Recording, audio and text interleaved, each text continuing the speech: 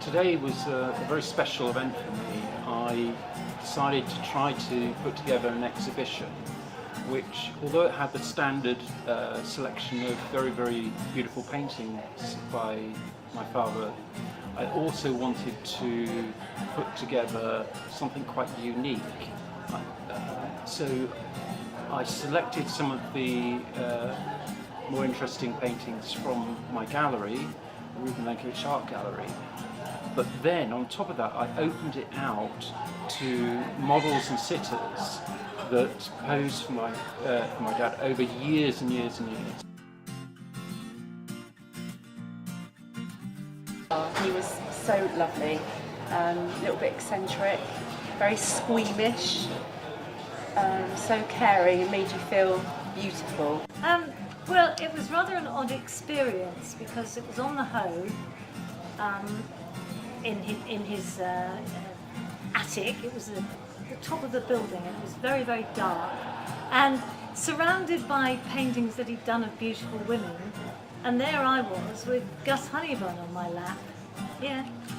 And so it was rather an odd concept. I'm not sure that Robert actually knew who Gus Honeybun was. I think it's just the fact that he was doing a series on education, and somebody had said to him, "Oh, you ought to get Judy Spires and Gus Honeybun from Westwood Television because, you know, that's what the kids love." And so along we came, and I'm not quite sure. Gus was rather mystified by it all.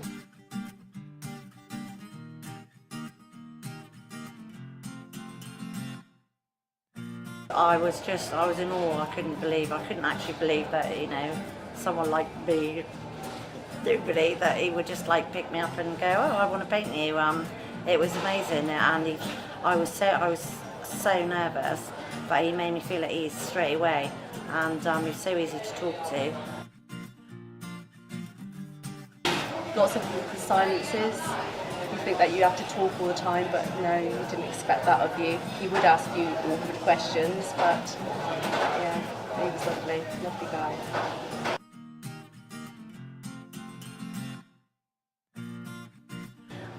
Robert was quite serious to begin with until I started making him laugh, which he didn't seem to want to do. He wanted to be quite serious.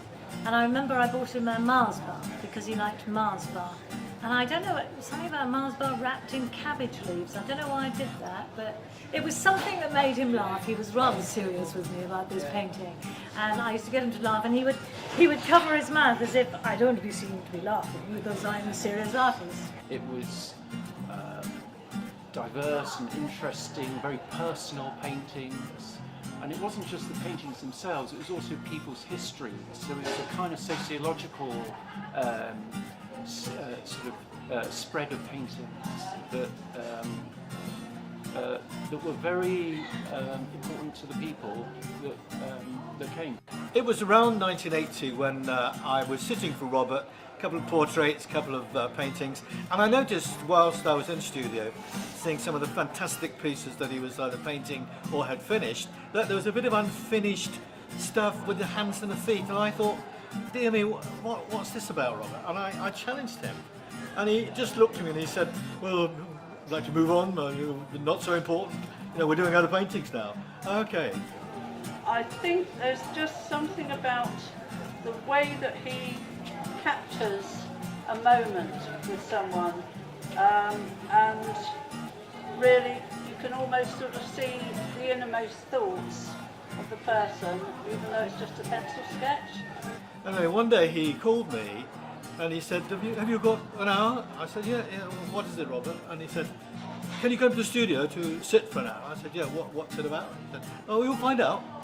So, because normally we discuss things in the future, for the future.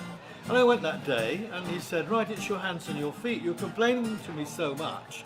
I'm going to need as many hands and feet drawings and paintings in about an hour. Have you got an hour?" "Yes, I have."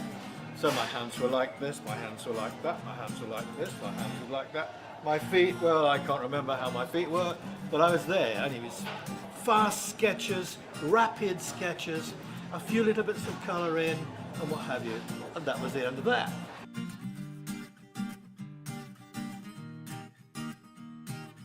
And he would never let me see it until he finished. And then when he had finished it, one thing happened. I looked at it, and he put a daub of light paint on my lower lip, which had the reaction where it looked like I had underbite. And I said to him, "You've given me a Plymouth jaw."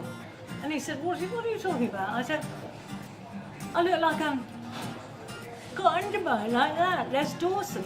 I haven't at all. Anyway, he took a bit of it off, which I'm very pleased. Reuben had actually said, would we like to come see a private viewing of the gallery? So to actually come in and see it and see so much interest in it, yeah, it's absolutely amazing. And I absolutely love the picture, and everybody who sees it is rather taken back with it. First thing they say is, "Oh, doesn't Gus look wonderful?" It was amazing. I mean, I really did not expect it to be as full as it was, and I've just so many interesting and different people came along. We had at least 10, maybe 15 people that had posed for Robert. There were so many paintings here that I actually had to stop putting them on easels because we ran out of space. I went down to Robert's studio many years ago with a couple of friends who buy his originals, and they went to pick an original up from him, and I just said a quick hello and off I went. A few days later they rang me to say that he'd inquired as to who I was and etc., and they told him that he may be interested in the story about my great-grandmother, who was a singer in London, opera singer. And one day she came out of the backstage door, and a man threw acid in her face who liked her and she didn't like him. So this years ago, apparently it was quite common for acid to be thrown in ladies' faces, like it's becoming unfortunately popular now. And so she went back home to Nottingham and became a recluse and wore a beret and a black scarf the rest of her life. Her husband threw her out because he thought there was no smoke without fire, and my family abandoned her. My father was mortified when he found out about it, but anyway, so he knew the story and asked me if I would go and sit for him. So this painting is where her head was invisible in the shot with my face looking back, and he liked it so much that he rang me before he gave it to me and said, "Can I put my face in between you both?" And I said, "Yeah." So that's the story. We actually then had, we got on so well. He was such a nice, intelligent man that he offered to paint 4 more paintings of me, and we chose the outfits. One of them was a Marilyn Monroe outfit, where I'm just sitting there like that in a lovely puffy lace skirt, but he died shortly afterwards, so I think mine was one of the last paintings he did before he died. So my dad came out of the dockyard. He was given some money for his redundancy. Robert needed some money, asked me if he thought my dad would lend him some money. He lent him £3,000. In return, Robert promised to pay the money back, plus the interest, plus a small study of his daughter Paula. And it took 7 years. He paid all the money back, plus the interest, but it took 7 years for him to complete this painting. And he's written on the back of it, which is really lovely. It's written all the way around it for my dad, which is really sweet. And sent my dad a lovely letter as well, which I've got the letter in my bag.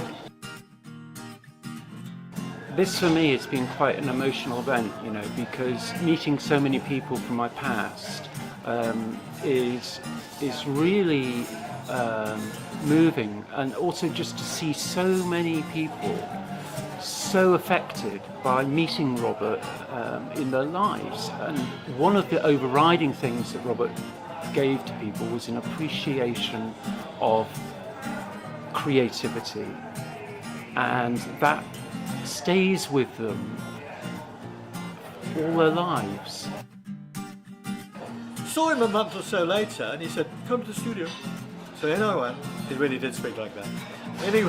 In I went, and I saw my hands, because I recognised my hands, on these amazing paintings. And he said, thank you very much for pointing this out to me. He said, I no longer need to do the hands and feet until I have got time to do it, and they're always going to be yours.